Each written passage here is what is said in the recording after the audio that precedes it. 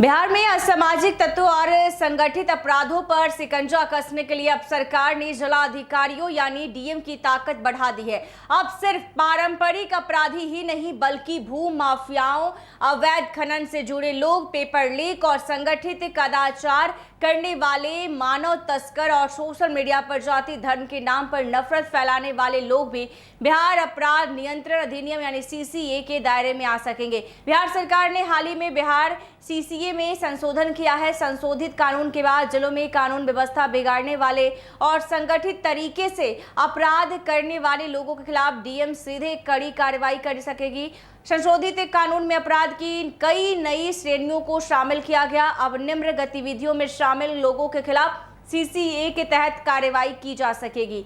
तो सार्वजनिक या निजी संपत्ति पर अवैध कब्जा करने या भारी नुकसान पहुंचाने वालों पर भी ये शिकंजा कसा जाएगा। पेपर लीक और संगठित कदाचार में शामिल होने पर भी ये कार्रवाई होगी और अवैध खनन करने और पर वन्य जीवों को नुकसान पहुंचाने वाले अपराधियों को भी नहीं बख्शा जाएगा। सोशल मीडिया पर जाति धर्म भाषा या समुदाय के नाम पर घृणा और शत्रुता फैलाने पर और भी मानव तस्करी में शामिल होने पर और विस्फोटक पदार्थ, हथियार, गोली या बम रखने अथवा इनके अवैध कारोबार में शामिल होने पर यानी अब अपराध का तरीका बदलने के साथ साथ कानून का शिकंजा भी और व्यापक हो गया है और भू माफिया और अवैध कब्जाधारियों की बढ़ेगी मुश्किलें। बिहार में जमीन विवाद और भू माफियाओं की गतिविधियां लंबे समय से कानून व्यवस्था के लिए चुनौती रही। संशोधन के बाद ऐसे लोग जो गैर कानूनी तरीके से किसी की चल या अचल संपत्ति पर कब्जा करते हैं या संपत्ति को बड़े पैमाने पर नुकसान पहुंचाते हैं,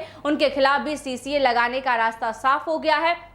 सरकार का मकसद साफ है, अपराध सिर्फ सड़क पर हथियार लेकर घूमने से नहीं होता। संगठित तरीके से जमीन कब्जाना, अवैध खनन करना या समाज में नफरत फैलाना भी अब कानून की नजर में गंभीर खतरा माना जाएगा। यानी सीसीए लगाने के लिए बदले गए नियम, सरकार ने सीसीए लगाने में मापदंडों में भी बदलाव किया और अब किसी व्यक्ति के खिलाफ कार्रवाई के लिए बीते 5 वर्षों के दौरान कम से कम 2 मामलों में पुलिस रिपोर्ट दाखिल होना जरूरी होगा जिसमें उसकी संलिप्तता सामने आई हो।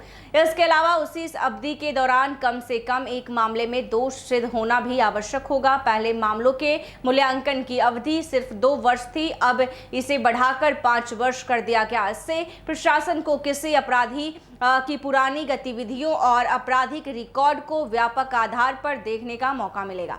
संशोधित यानी सीसीए के तहत जिलाधिकारी को कई महत्वपूर्ण शक्तियां दी गई है। डीएम चिन्हित अपराधी को जिले या जिले के किसी हिस्से से बाहर जाने का आदेश दे सकेंगे। अपराधी को समय समय पर थाने में हाजिरी लगाने का निर्देश दे सकेंगे। उसकी गतिविधियों की जानकारी देने का आदेश दे सकेंगे। संदिग्धों की तलाशी और संपत्ति जब्ती की कार्रवाई कर सकेंगे। वारंट जारी करने की शक्ति का इस्तेमाल कर सकेंगे और लोक व्यवस्था के लिए खतरा बनने वाले लोगों को हिरासत में लेने का आदेश भी दिया गया है। अधिनियम की धारा 12 के तहत डीएम किसी अपराधी को जिला या किसी निश्चित क्षेत्र से बाहर करने का आदेश दे सकेंगे। ये आदेश एक निश्चित अवधि के लिए लागू होगा और जरूरत पड़ने पर इसकी समीक्षा कर अवधि को आगे भी बढ़ाया जा सकेगा।